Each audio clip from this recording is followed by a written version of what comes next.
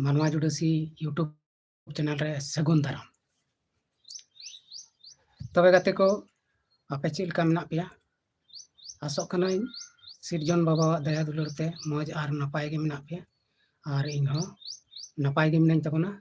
आदो तिहिं आरहों मिदटेन नवा live video रे सेटेर कान तबना आर तिहिं दोबन गालमाराआ आदिवासी दो अकोय। आदिवासी दो अकोय कना को, ओकार को तहन कना,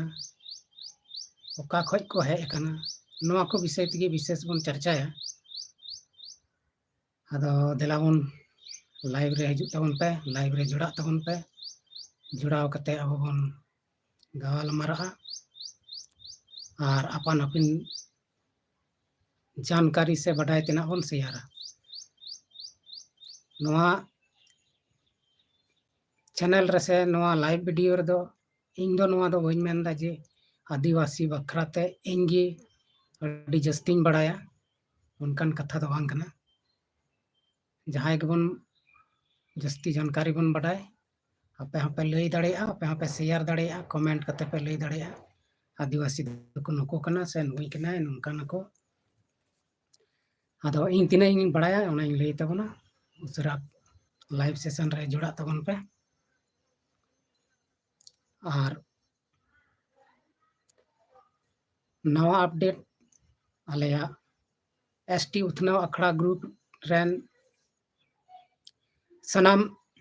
बया मिश्रा को सनाम को गे इन सेन खन जोहार गे। और जहां नवा को मेना ओना चैनल रे गापा खन वीडियो अपलोड ना शॉर्ट फिल्म तेहिं एमपी खन पासे डीके अलेरन एडिटर हिजुग कना। आदो ना डांसर रिया कॉल रे गपा मिदटेन शॉर्ट फिल्म अपलोड ओना ᱧᱮᱞ ᱞᱟᱹᱜᱤᱫ ᱛᱮ ᱛᱟᱺᱜᱤ ᱛᱟᱲᱟᱜ ᱨᱮ ᱛᱟᱦᱮᱱ ᱛᱟᱵᱚᱱ ᱯᱮ। ᱚᱱᱟ ᱵᱟᱫ ᱮᱰᱤᱴ ᱦᱩᱭᱩᱜᱼᱟ ᱥᱤᱞᱟ ᱢᱟᱨᱟᱱᱰᱤ ᱚᱯᱷᱤᱥᱤᱭᱟᱞ ᱢᱟᱱᱣᱟ ᱡᱩᱰᱟᱹᱥᱤ ᱤᱭᱩᱴᱩᱵ ᱪᱮᱱᱮᱞ ᱟᱨᱦᱚᱸ ᱟᱭᱢᱟ ᱰᱷᱮᱨ ᱪᱮᱱᱮᱞ ᱠᱚ ᱢᱮᱱᱟᱜᱼᱟ। और शॉर्ट्स वीडियो को चलाक कान एनुअल बाबू ऑफिशियल कारामडर ऑफिशियल नवा को चैनल रे शॉर्ट्स वीडियो चलाक काना ओना को ᱧᱮᱞ तबन पे चेक आउट तबन पे। तबे तेहिङा गालमारा अबवा आदिवासी दो अकोय। तबे आदिवासी रिया माने दो हुयुग कना अद खन जहां को तहनक कान माने एतहब खन नवा धरती एतहब खन जहां को तहन कान उनको गे आदि माने आदि से शुरुआत से जो रहते आ रहा है उसी को आदिवासी कहते हैं। उनको गे आदिवासी बन मेता को कना जहां दो एतहब खन को तहन कान तहे है कान उनको गे आदिवासी वैसे। आदो आदिवासी रे दो झारखंड रे 32टी जनजाति मेना सनाम जनजाति दो बन लैया तबना मोटामुटी अब बन बड़ाय दाड़ेया हो मुंडा उराव संथाल कोल खड़िया आयमा नुका जनजाति मेना को जहां दो आदिवासी को मेताव को कना। और अबो दो आदिवासी कना बन आदिवासी रे संथाला जेलका 12टी परिस मेना 12टी गोत्र मेना उनका गे लगभग पासे सनाम जनजाति को रगे परिस मेना। आदो ओनाते जतो आदिवासी लगभग सेम सेम याबन भाषा अलग गीता बना थोड़ा थोड़ा अंतर गया मेनखान सनाम मिलता जुलता गे मेना। आदिवासी को दो पहिल दो जंगल झाड़ी को तहन कान तेना बीर को तहन कान तेना ओंडे गे उनको जम न्यू सनाम व्यवस्था हुयुग कान तेना दारे रिया फल फल को जमे तेना आयमा लेकाना जिनिस बीर करे गे को जमे तेना। ᱟᱨ ᱚᱱᱟ ᱡᱚᱢ ᱧᱩ ᱠᱟᱛᱮ ᱜᱮᱠᱚ ᱛᱟᱦᱮᱱ ᱠᱟᱱ ᱛᱟᱦᱮᱱᱟ᱾ ᱟᱹᱫᱤᱵᱟᱹᱥᱤ ᱫᱚ ᱟᱹᱰᱤ ᱥᱟᱱᱛ ᱜᱮᱭᱟ ᱠᱚ, ᱱᱤᱛ ᱦᱚᱸ ᱵᱚᱱ ᱥᱟᱱᱛ ᱜᱮᱭᱟ, ᱩᱱᱟᱹᱜ ᱟᱠ-ᱵᱟᱠ ᱵᱟᱹᱱᱩᱜ ᱵᱚᱱᱟ, ᱩᱱᱟᱹᱜ ᱜᱟᱫᱫᱟᱨᱤ ᱫᱚ ᱵᱟᱹᱱᱩᱜ ᱵᱚᱱᱟ, ᱩᱱᱟᱹᱜ ᱵᱮᱭᱢᱟᱱ ᱫᱚ ᱵᱟᱹᱱᱩᱜ ᱵᱚᱱᱟ। ᱢᱮᱱᱠᱷᱟन ᱥᱟᱱᱟᱢ ᱡᱟᱹᱛᱤ ᱨᱮᱱ ᱜᱮ ᱟᱹᱫᱤᱵᱟᱹᱥᱤ ᱫᱚ बहुत सीधा साधा गया को, बहुत शांत गया को, और उना शांत कारण तेगे उनको दो भीड़ भड़का इलाका रे तहन बांग सनाया को थेना पहिल दो उना तेगे बीर करे को तहन कान थेना जहां दो एकेन आको इसकार को तहन शांत को तहन और पूरा शांति पूर्वक जीवन को बीतो उना इयते बीर करे को तहन कान थेना उनको गे को मेताओ को दो आदिवासी। और चिलका मिटन घरवाई से मिटन गो बाबा रेन गिदर को मिट समान बाको तहना से अब हड़मो रेया ती कटु हो मिट समान बनुआ उनका गे एतहब रे मानवा जाति दो सनाम मिट गे को तहलना मेनखान किछु किछु गान जहां तेज दिन दिमाग को तहलना उनको दो बदलना को और उनको गे तो लटू जाति लेका को लेखा कना बेईमान को बनावना। मेनखान आदिवासी दो अब नित होबन शांत गया,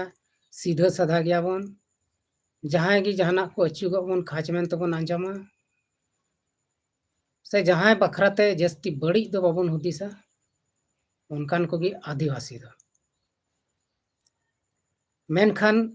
नोआ नोंकान जमाना से नोंकान जुग है ना जे अब आदिवासी को तलारे अडिगान शैतान को है ना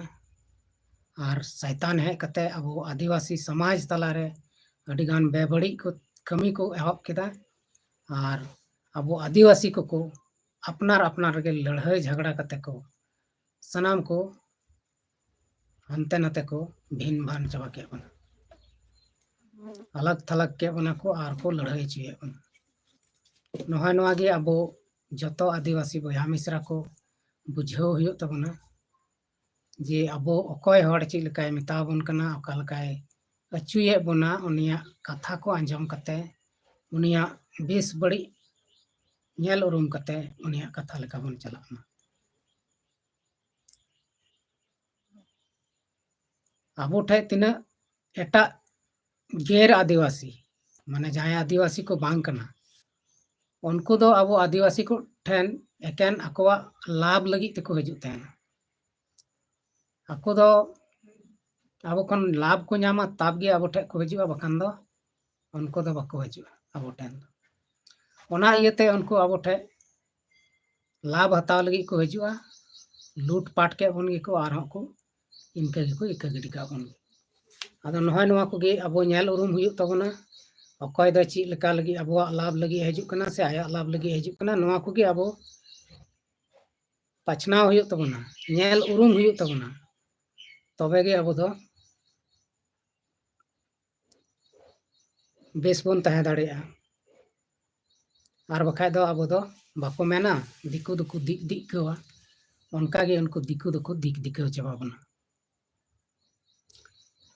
तेहें जे परिस्थिति नेलोगो कना अबवा दिसम से अबवा राज अबवा आतो टोला अबवा घारों खय गे अडिगान दुश्मन को लगाव कना अबवा घारों खय गे तपाम झगड़ा को एहब चुए बना घारों रे समाज रे राज रे अडिगान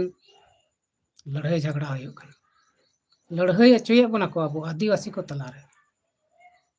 और ओना हो विशेष कते दो धर्म बखरा हाना नवा धर्म रे अबोरेन आदिवासी बहा मेना को ताबना और नितो आर की धर्म करम दो भेगार भेगार चला कान ताबना अपनार कुसी लेका सनाम हड़ बन धर्म दा चेदा से धर्म रे दो कोई पाबंदी बनुआ अबवा दिसम रे ओना इयते अलग अलग अपनार कुसी लेका बन धर्म दा मेनखान धर्म से दो बाबन चला धर्म से बन चला लेन काय अब आदिवासी एकता आदिवासी जुमिद दो बांग होई दाड़ेया अब तलारे मिटन खपरिया हुआ अब तलारे मिटन एपेर हेंडे हुआ अब तलारे मिटन हिस्के जनाम अब तलारे बेबड़िया हुआ ओनाते धर्म दो आया जायगा रे तहे चुआ ᱟᱨ ᱟᱵᱚ ᱫᱚ ᱟᱹᱫᱤᱵᱟᱹᱥᱤ ᱠᱟᱱᱟ ᱵᱚᱱ ᱢᱮᱱᱛᱮ ᱵᱚᱱ ᱢᱟᱱᱟᱜ ᱢᱟ ᱟᱨ ᱡᱚᱛᱚ ᱦᱚᱲ ᱵᱚᱱ ᱢᱟᱱᱟᱣ ᱠᱚᱢᱟ ᱡᱟᱦᱟᱸᱭ ᱫᱚ ᱡᱟᱦᱟᱸᱴᱟᱜ ᱜᱮ ᱫᱷᱚᱨᱚᱢᱮ ᱢᱟᱱᱟᱣᱮᱫ ᱠᱟᱱ ᱚᱱᱟ ᱥᱟᱞᱟᱜ ᱫᱚ ᱠᱳᱭ ᱢᱚᱛᱞᱚᱵ ᱵᱟᱹᱱᱩᱜᱼᱟ ᱢᱮᱱᱠᱷᱟᱱ ᱟᱵᱚᱨᱮᱱ ᱫᱷᱚᱨᱚᱢ ᱜᱩᱨᱩ ᱠᱚ ᱢᱮᱱᱟᱜ ᱠᱚᱣᱟ ᱡᱟᱦᱟᱸᱭ ᱜᱮ ᱡᱟᱦᱟᱸᱴᱟᱜ ᱫᱷᱚᱨᱚᱢ ᱨᱮᱜᱮ ᱢᱮᱱᱟᱜ ᱵᱚᱱ उनको धर्म गुरु को अब ओना मी एटागी हड़ाग धर्म बखराते बड़ी बड़ी को आलोचनाया मेनखान नोआ बड़ी आलोचना दो बेकार गया और उनको धर्म गुरु को दो मना बड़ी आगे को कमी हचुया बना धर्म गुरु दो ओकयटा रेन ओकय ओका धर्म रेन हो बइन बचाव कते दुñ मेनदा जतो धर्म रेन गी को सेम गया चाहे हिंदू हो चाहे बिदीन हो चाहे ईसाई हो जो धर्म गुरु आयुर को मी एटा धर्म बखरा ते दो बेसा दो बाको हुदिसा बड़ी आगे को हुदिसा चिदा से अब बन बड़ाय गया जुदी उनी जतो धर्म मी लिका गे मेतावा खाय तबे तो उनी जहाटा धर्म रे आयुर कना जहाटा धर्म रेन धर्म गुरु कना उनी दो अकय हो बाको पंजाय ओना इयते उनको दो उनका दको मेना उनको दो उनका दको माना हाना धर्म रे आलम चला हाना धर्म रेन हर ठे आलम जमा हाना धर्म रेन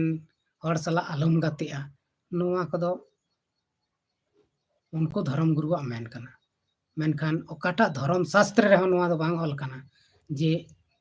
हानि धर्म रेन हर आलम गतिया हानि सला आलम गतिया उनका दो बांग ऑल कना अब बन नेल लेखान धर्म पुस्तक रे से धर्म पुथी करे साफ साफ ऑल मेना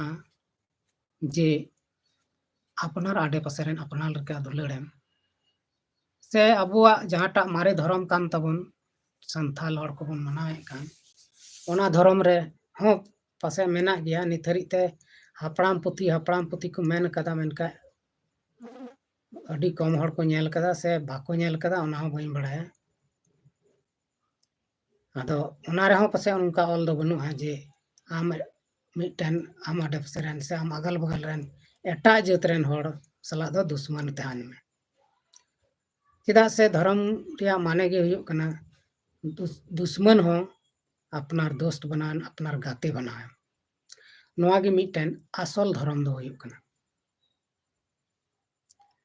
जबकि आम आडे पासे रेन बाम दुलड़ दड़ेया आम रेन घरंज रेन हर सला बोगी बाम तहना बेस बाम तहना तबे दुनिया रेन हर सला आम चिकाते बेसम तहना ओनाते दुलड़ दुपलड़ दो ओड़ा खय गे शुरू कना अपनार गोगो बाबा से अपनार गिदर पिदर खय गे एहबो कना ओना तायनम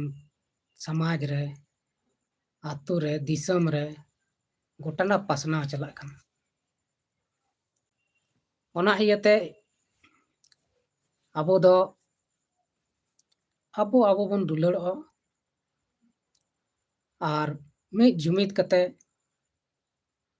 अबोरेन सरकार से अबुआ जहां संविधान रे ऑलकान मांग को ना तबन अबुआ जरूरा को ना बन ओना बन कोया जुदी बाबन जुमिद लेन खान दो अब दो चित हो बाबन नाम दाड़ेया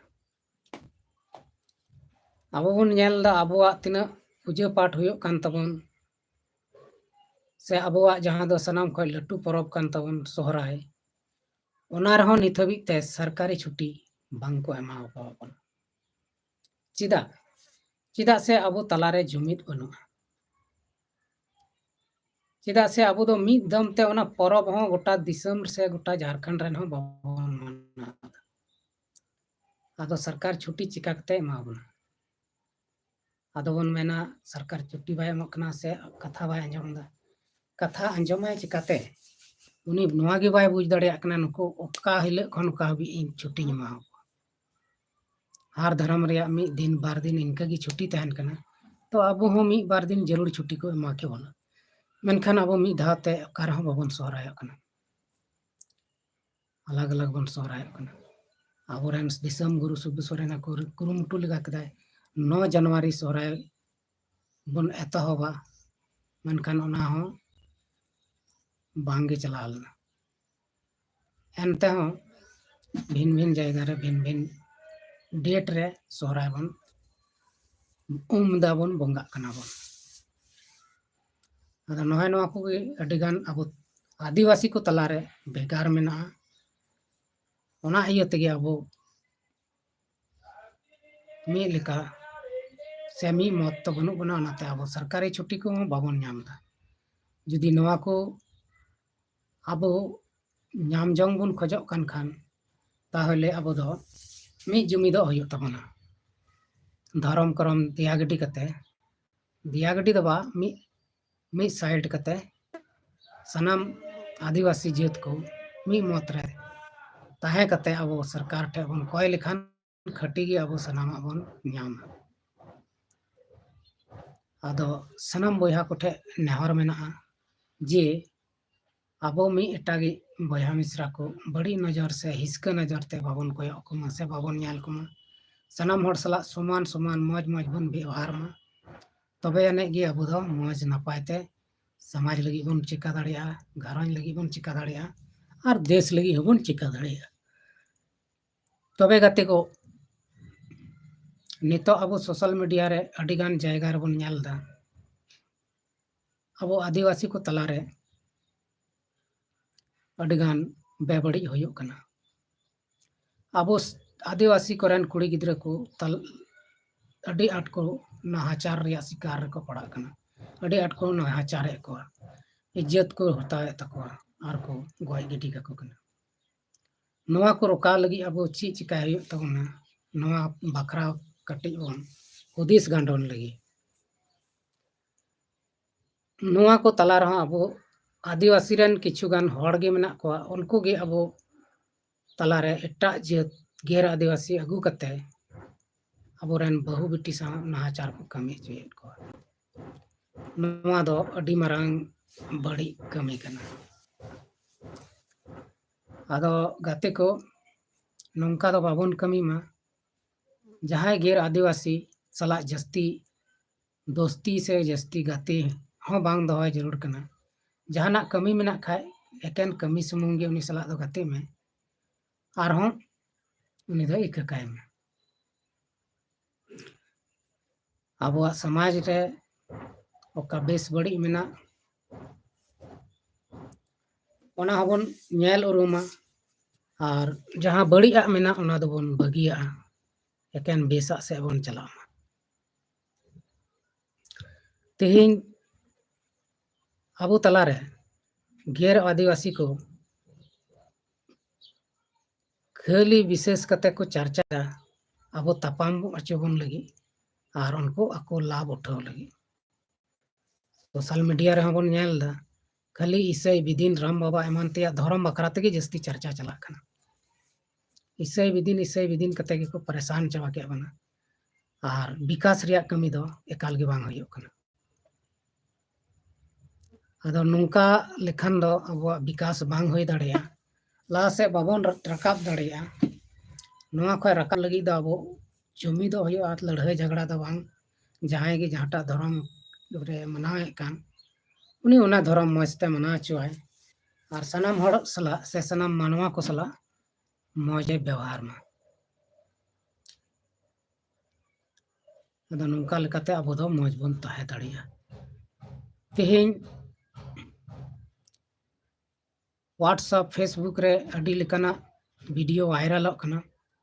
अब आदिवासी को अब को तला रे आयमा गान बेड़िया होयो कना ओना को वीडियो पूरा वायरल कना मनखान नोआ को दो अबो रहो किछु गलती मेना अबो रहो अडिगान भूल मेना ओना तेगे अबो को पोसड़ा मंगाले ओना और अब को बर्बाद बना नोआ को खय अब दो संतर कान तहन हुयो तबना चेतावनी रे तहन हुयो तबना अकोय ओका लेकाय मेनदा अकोय ओका लेकाय इने अचुय दिन्या ओना को कटी ध्यान ते हुदिस हुयो और नौका लेकाते अब दो मौज बन तहे दाड़िया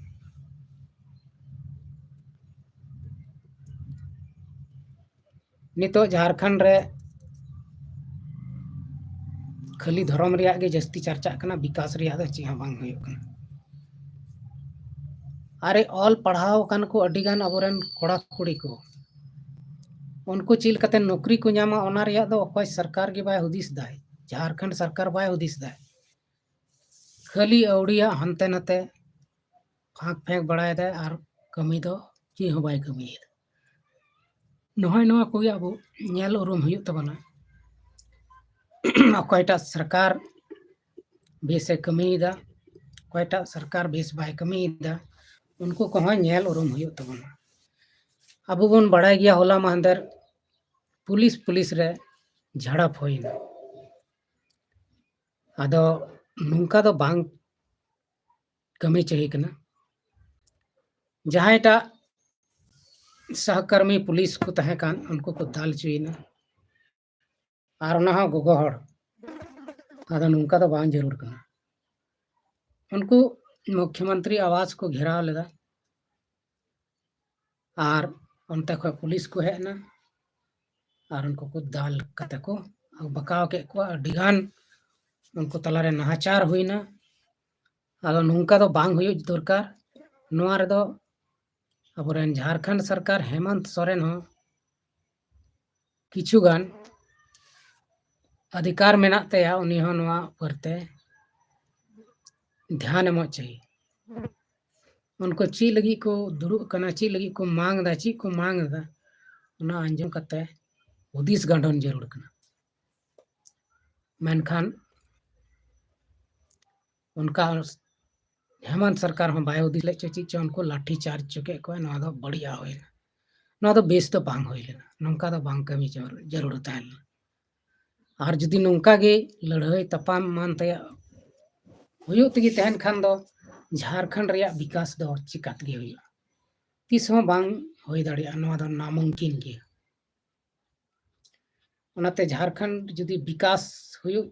दरकार तबे बेस बड़ी से शासन प्रशासन उनको आको आको रे लड़ाई बांग लड़ाई चुको दरकार तहलनते आदो ओना इयते दुमका रे पुतला को दहन के ते मुख्यमंत्री हेमंत सोरेन आयमा जगह रे उनी नितो को बेइज्जत दी कना और नोआ सिलसिला के जारी तहेना तबे नेक्स्ट चुनाव दो हेमंत सोरेन मुख्यमंत्री बाय बना दाड़िया चिदा से हड़ को बाको कुसिया आदो ओना इयते बेस ते हुदिस जरूरा बेस कमी जरूरा सनाम मानवा को तलारे मी लेका व्यवहार हो दरकार जाति रिया धर्म रिया नोआ को मतभेद से भेदभाव बांग हो जरूर अब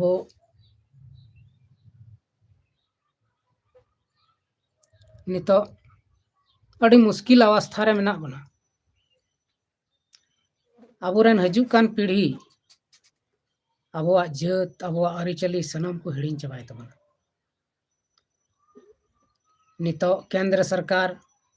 मा ऐसे हो केंद्र सरकार मा अब आदिवासी नुतुम गे नाम निशन गे मेटा तबन लगी कुरुमुटुये कान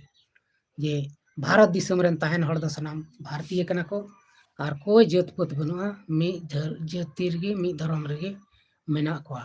नोंका प्लान मेना ताहे मेनखान नोआ प्लान जुदी सक्सेस एन तया तबे अब आदिवासी दो और हो पहिल लिका भागवा डेंगा हुयो तबना और मनीष कमी हुयो तबना आदा उनका बाबन होई चोआ जुवन को ध्यान तपे एम तबना और तीना वैकेंसी को उडुको कान नौकरी चाकरी रिया जहां को नौकरी चाकरी पे मेन जंग कान तबना उनको दो पे नौकरी तबना और नौकरी लगी ते फॉर्म को तीना उडुको कना मिटन फॉर्म हो आलू पे बगी तबना पेरे तगी तहन पे तबे गे नौकरी चाकरी हो होई दाड़िया विशेष कते कमेंट करे बापे कमेंट तबना अड़ी मुश्किल रिया कथा और तेहिं दो सेता रे नासेना दाग केदा निते फाक केदा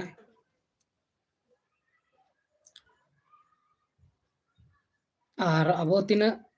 आदिवासी संताल को मेना बन विशेष कते संताल बया मिश्रा को हों अपनार अपनार रे झगड़ा तपाम दबन बगीमा अपनार जेत ऊपर रे दपाम झगड़ा से बड़ी हुदीस दबन बगीमा तब गे अबवा जहाना उत्थान से विकास से उथनाव दो होई दड़ेया और बखाय दो बांग हुआ अब बन पिछले 20 साल बन चला 20 से 25 साल पीछे बन चला उन रदो मोबाइल तोबाइल चिक को बांग तहन लेनते उन रे सनाम हर ठीक ठाक गे को तहन मेनखाय नितो दो अपान अपिन मने रहना होना चाहे जहाँ लका गे हुयो अपनारा कमी होई लेनखान सनाम ठीक गया अबो जुदी अपनार हर में एटागी को बन गणो को सहयोग को हेल्प को खान जतो हड़ा गे हेल्प होयो जहान कमी रे अब जुदी बेस तबन गणो को खाय अच्छा गे रिजल्ट हो हुयो तो आदिवासी दो उनको गे जहाँ बीर बुरु को कब्जा का बीर बुरु मा अतुर कते को ओड़ा दुआरे कान उनको कान गया को मूल आदिवासी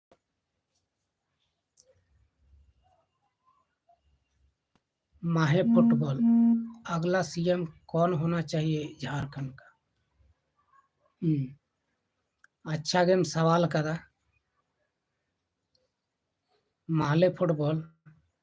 फुटबॉल आम अच्छा गेम सवाल कदा जुदी हेमंत सरकार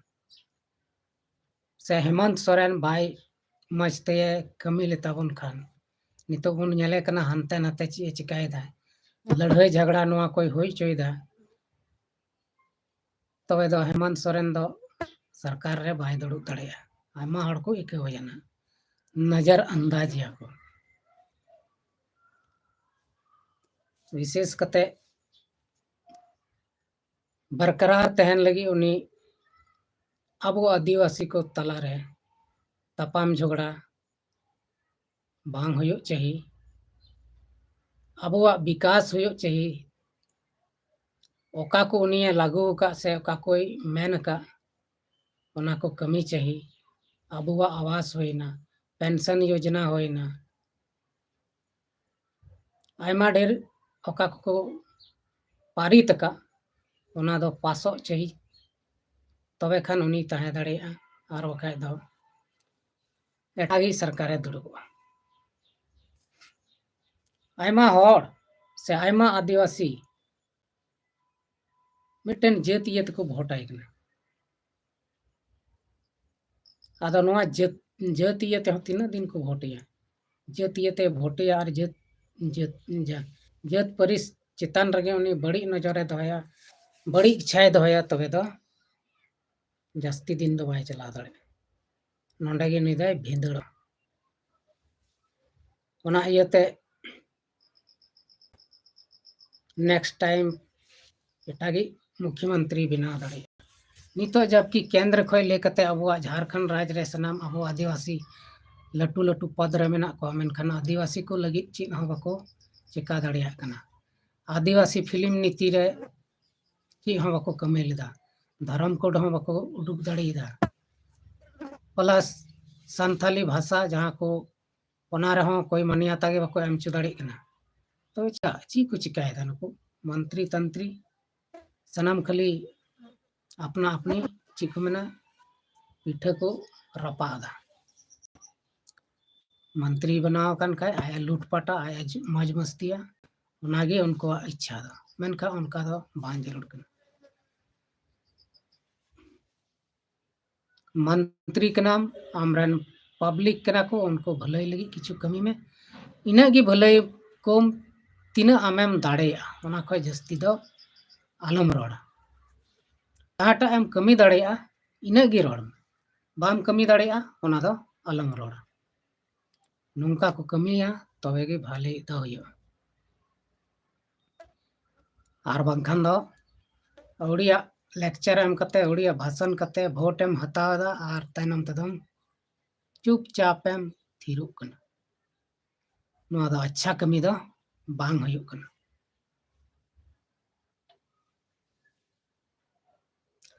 लाहा अब आदिवासी को तलारे तिना जुमित तहलना तिना एकता तहलना मिटन आवाज लेखाने पूरा हड़ को जरवा कान थाना आर नितो 17 दमेम लैयाय रहा चिली हो बाय हिजु आम ठे ओना एकता ओना जुनून गे हड़ा चाबायना जब अबो झारखंड रे महाजन प्रथा से महाजन को अबो ऊपर को कब्जाव का बन थाना उन रे जे शिबू सोरेने आंदोलन छिड़ाव लेदा और ओना आंदोलन दो उनिया पूरी सक्सेस तुरंते झारखंड राज्य अलग केदा बिहार खन और बिहार खन अलग कते भागी या हुयु इयते अलग लेदा मेनखान निथरी जहां भागिया एमन लेदा ओना दो बांगे होय कना और भविष्य रे हं पासे दो हुयु आसे बांग नोआ हो मुश्किल गया बाबन लय दाड़िया चिदा से अंते नेलोगो कना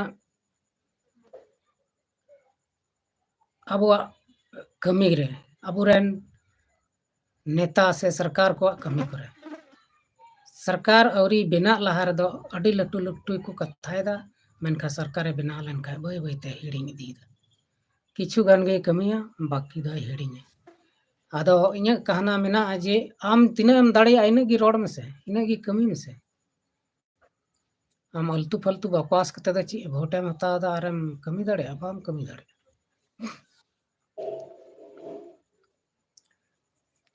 नोआ गे असला दो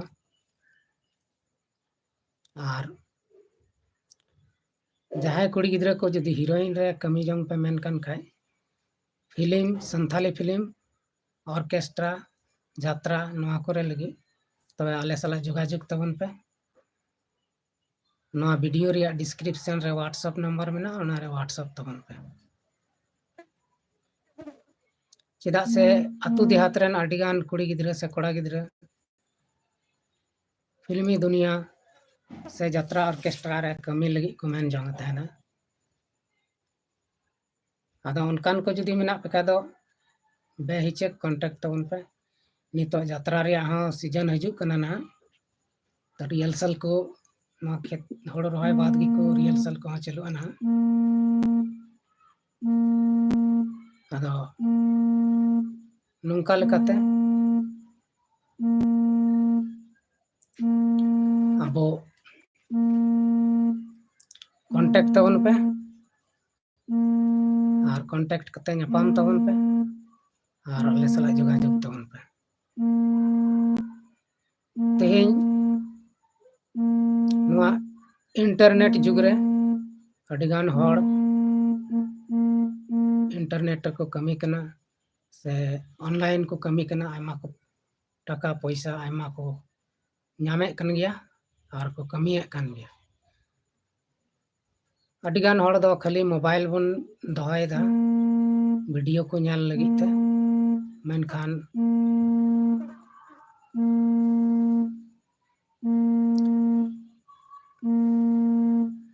अडिगान होड़ दो नोआ मोबाइल तेगे पैसा को कमीदा तबे गाते को मी घड़ी हपय मिटन कॉलिंग रिसीव है तबना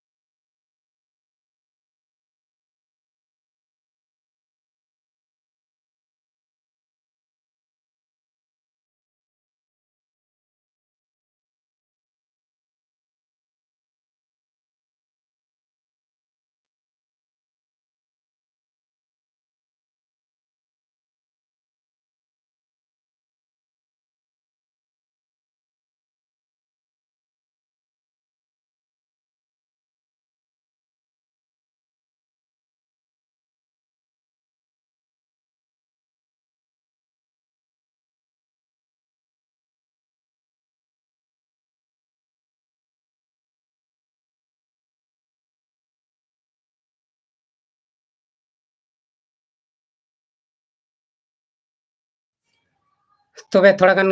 गलमाराव लिंग व्यस्त कान तबन तहना आरो लाइव इन हेन तबना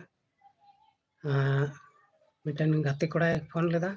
किछु किछु गान काम मेना ओना कोगे कमी हुयुग कना तबे